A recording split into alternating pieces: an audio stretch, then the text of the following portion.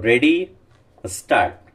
माननीय अध्यक्ष महोदय, माननीय विरोधी दल के नेता की ओर से महंगाई के बारे में जो प्रस्ताव लाया गया है वह शासन की नीति के अनुकूल नहीं है, इसलिए कि सरकार और सदन ने कभी ऐसा कानून नहीं बनाया है जिससे राज्य में महंगाई बढ़े या संकट बढ़े या अकाल पड़े या सूखा पड़े। सरकार की तरफ से जो भी कानून बनाए जाते हैं वह देश और राज्य की जनता के हित को ध्यान में रखकर बनाए जाते हैं।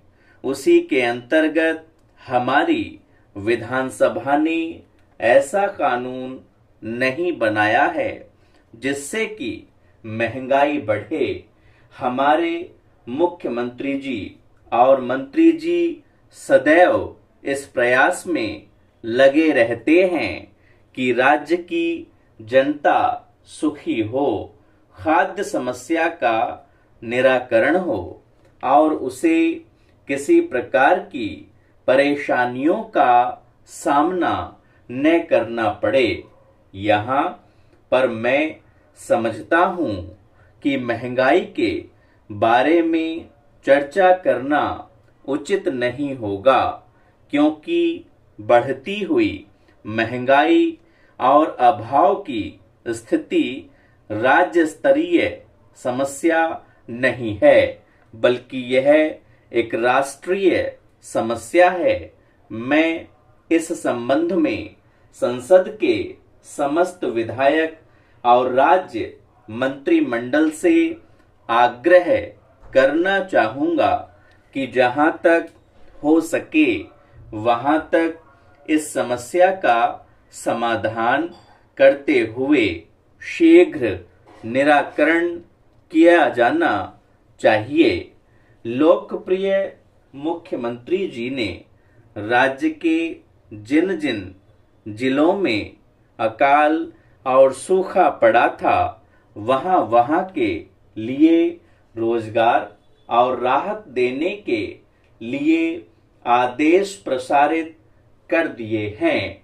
हमारे राज्य में सामान्य से अधिक वर्षा होने से बाढ़ के हालात बने, जिसके कारण किसानों को काफी हानि का सामना करना पड़ा। जिन किसानों की फसल बाढ़ आने, अकाल पड़ने, सूखा पड़ने और ओले पड़ने के कारण क्षति हुई, नुकसान हुआ था, मुख्यमंत्री जी ने वहां के लिए मुख्यमंत्री सहायता कोष से सहायता करने का विचार किया है। माननीय अध्यक्ष महोदय, इसके उपरांत महंगाई बढ़ने का कारण यह होता है कि लोगों की क्रय क्षमता और उपभोक्ता की संख्या विशेष बढ़ जाती है, तो महंगाई अपने आप बढ़ने लगती है।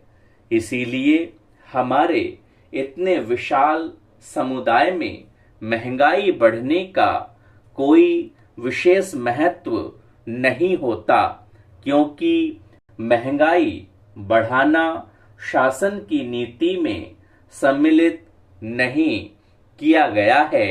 मेरे विचार से इस समय का फायदा विरोधी लोग लेना चाहते हैं और यह भी चाहते हैं कि जनता के अंदर ऐसी निष्क्रिय भावना पैदा करके उसका लाभ उठाया जाए।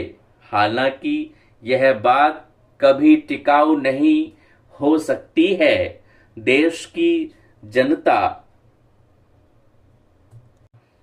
बहुत समझदार है, सब कुछ समझती है कि उसे किन परिस्थितियों के सामने से गुजरना पड़ रहा है। स्टॉप।